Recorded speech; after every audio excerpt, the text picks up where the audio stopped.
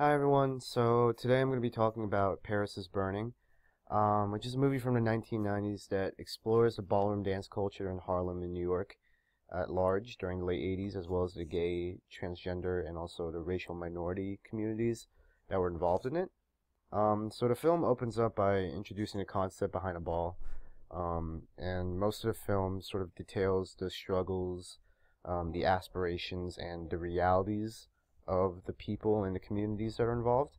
And because of that, it sort of serves as like a social critique of America during that time period. So I thought the film was really interesting and it was really good in that it provided a lot of insight on race, gender, and sexuality in the U.S. during a time period and just the general attitude towards those particular things.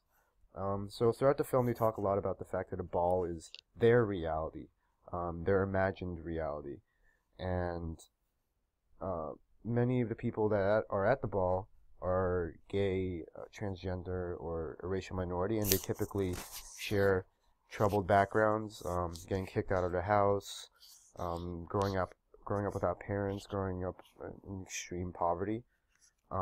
So in a sense, the ball is a way of sort of gathering together, um, and forming like these sort of like close knit families.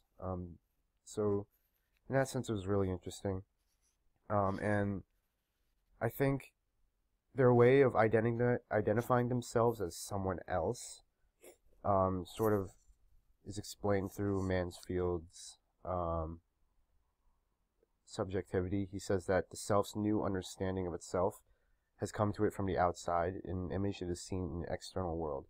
This image may provide it with a sense of its own unity, but the image has an external source it comes from and remains part of otherness itself. So the ball is their reality, where they can try to be someone else, and sort of assume an ideal image or an identity. And they imagine themselves being these famous models and businessmen and soldiers, because they all want to take on a reality that's just separate from their own. Um, in one of the interviews, a man dressed up as a soldier mentions that while they do have an identity, when they're in the ballroom, they also have to deal and struggle with um, a different reality once they leave, once they go home. So in this sense, the subculture becomes their reality and their identity, but at the same time, this identity is sort of about reenacting another identity. So it's very interesting in that sense. Um, the film talks a lot about wanting to be white and how all types of media sort of perpetuate the image of the dominant class, which in this case is white males. And that in order to be successful and achieve like any sort of success in life, the ultimate goal is to become like a white person.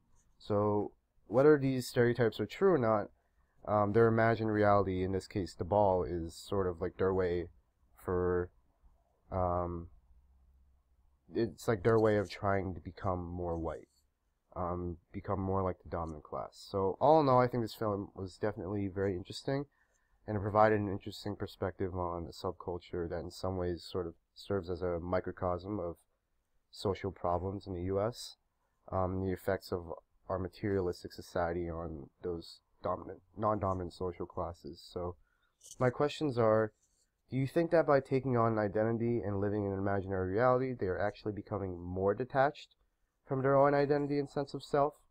And also, do you think that the image of a white male is still idealized through the media today? Or do you think that modern media has allowed for diversification? So thank you, and I'm looking forward to your responses.